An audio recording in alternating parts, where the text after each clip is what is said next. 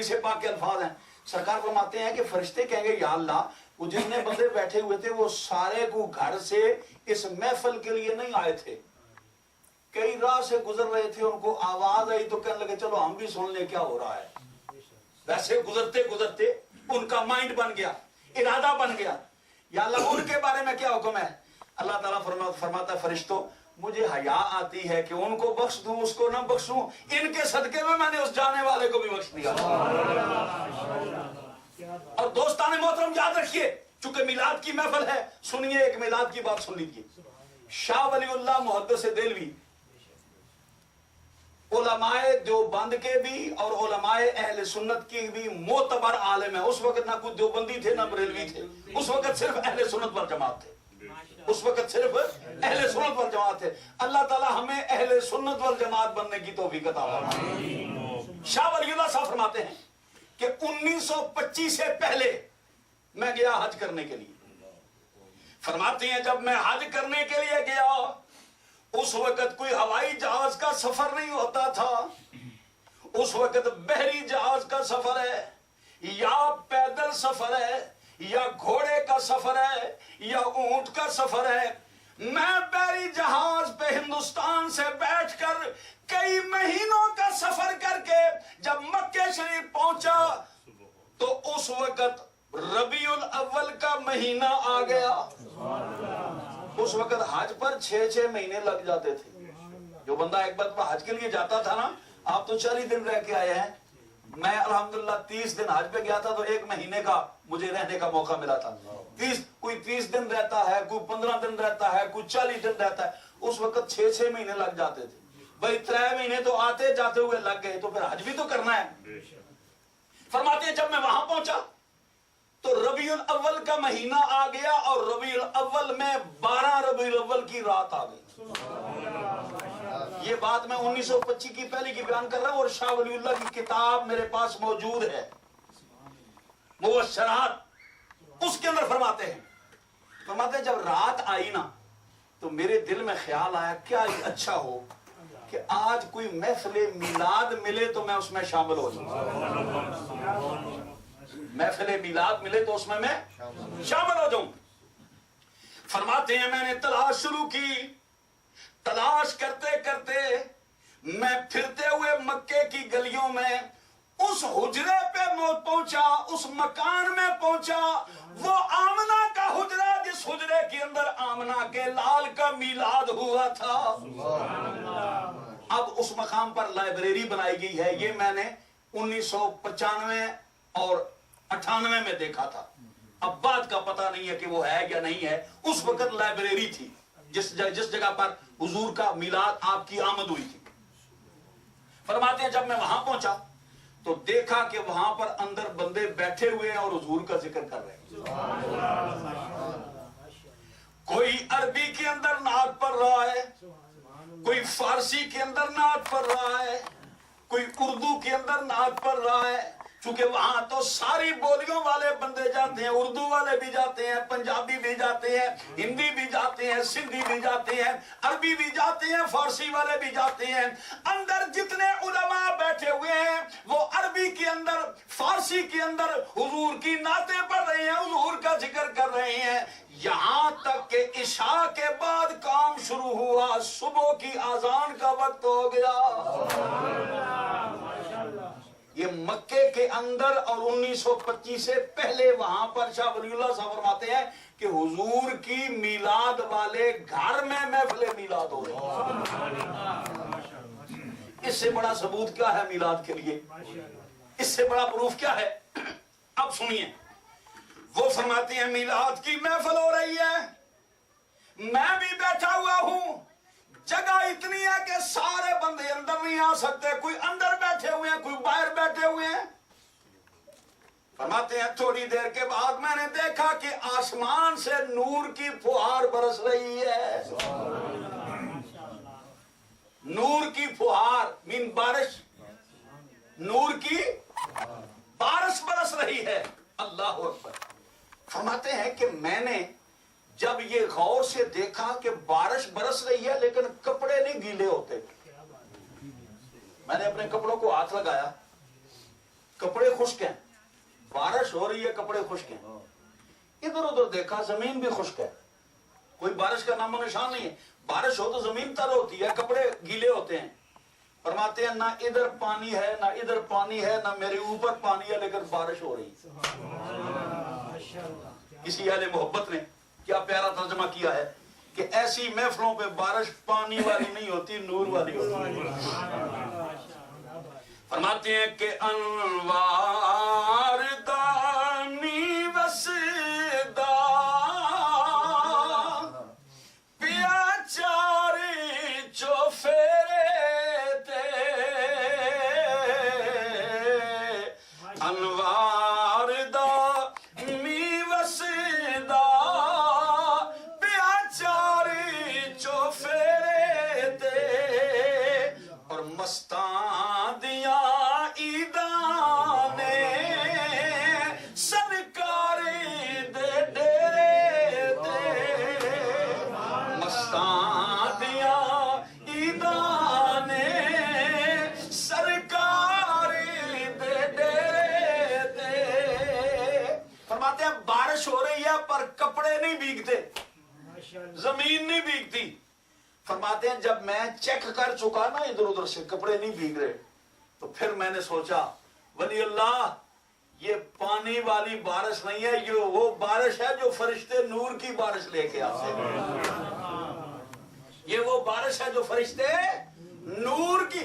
حضرت حاجی امداد اللہ مہاجر مکی جو مولانا رشید احمد گنگوئی صاحب کے پیر ہیں، قاسم نانوتوی صاحب کے پیر ہیں، حسین احمد مدنی صاحب کے پیر ہیں، وہ کہتے ہیں کہ میں اپنے گھر میں صرف میلاد کو جائز نہیں سمجھتا بلکہ برکت حاصل کرنے کے لیے خود منعقد کرتا ہوں. یہاں پر تو ہم مولوی کہتے ہیں نا آپ میلاد منائیں، ہم تو اپنے گھر تو کم ہی کراتے ہیں لیکن الحمدللہ میں تو کراتا ہوں. میں تحدیث نعمت کے طور پر عرض کر رہا ہوں، اور یہ بات آپ کو بتانے کے لیے کر رہا ہوں کہ سارے مولوی ایک جیسے بھی نہیں ہوتے، سارے مولوی ایک جیسے. میری مسجد میں سال کے 5 پروگرام ہوتے ہیں، 10 محرم، 12 ربیع الاول، 15 شعبان، 27 رمضان، اور ایک آدھ پروگرام ایکسٹرا ہوتا ہے، کوئی بھی رکھ لیا جاتا ہے، لیکن 5 پورے ہوتے ہیں. ان پروگراموں میں میں اعلان کرتا ہوں اگر کسی نے خوشی سے حصہ ڈالنا ہے تو ڈالو، اگر کم ہو تو میں اپنے پلے سے پورے کرتا ہوں، اور اکثر ہوتے کم ہی ہیں، زیادہ کبھی نہیں، زیادہ کم ہی ہوتے ہیں. اس دفعہ بھی میں یہاں پر موجود تھا 12 ربیع الاول کو، میں نے ٹیلی فون کیا ہے اپنے بیٹوں کو، اپنے دوستوں کو، میں نے کہا آپ بے شک جس طرح پروگرام کرتے تھے اسی طرح کریں، اگر پیسے کم ہوئے تو انشاءاللہ میں بھیج دوں گا، میں ادا کر دوں گا. دوستو اس کام میں خرچ کرنے سے اگر آپ کا کم نہیں ہوتا تو مولویوں کا بھی کم نہیں ہوتا. اگر ہم بھی خرچ کریں گے تو ہمیں بھی اس کا صلہ ملے گا. ہمارا ایمان ہے اور ہمارا عقیدہ ہے. حضرت حاجی امداد اللہ صاحب فرماتے ہیں کہ میں صرف جائز نہیں سمجھتا، خود کرتا ہوں. ارے کیوں نہ کریں، میرا خدا کہتا ہے وَرَفَعْنَا لَكَ ذِكْرَكَ، ہم نے تیرے ذکر کو اونچا کر دیا ہے. کل تو میں نے عرض کیا تھا نا کہ سرکار کی شان یہ ہے کہ حضور کا ذکر خدا کا ذکر ہے. حدیث کا اگلا جملہ سنیے، جعلتو کا ذکر من ذکری فمن ذکرک فقد ذکرنی. اے محبوبہ جس جس جگہ تیرا ذکر ہوگا، جس جس جگہ میرا ذکر ہوگا، وہاں وہاں تیرا ذکر ہوگا. اصل میں کچھ کام ایسے ہوتے ہیں جو عادتاً ہوتے ہیں، کچھ کام ایسے ہیں اب چونکہ عادت ہے بیل مارنے کی اس لیے یہ بیل بج جاتی ہے. کوئی بات نہیں، آپ میری طرف توجہ کریں، اللہ کرے آپ کی بیل نہ بجے، یہ بجتی رہے، اس کا کوئی مسئلہ نہیں. درود پاک پڑھ لیں ایک مرتبہ، صلوات و سلام علیہ. اونچی آواز سے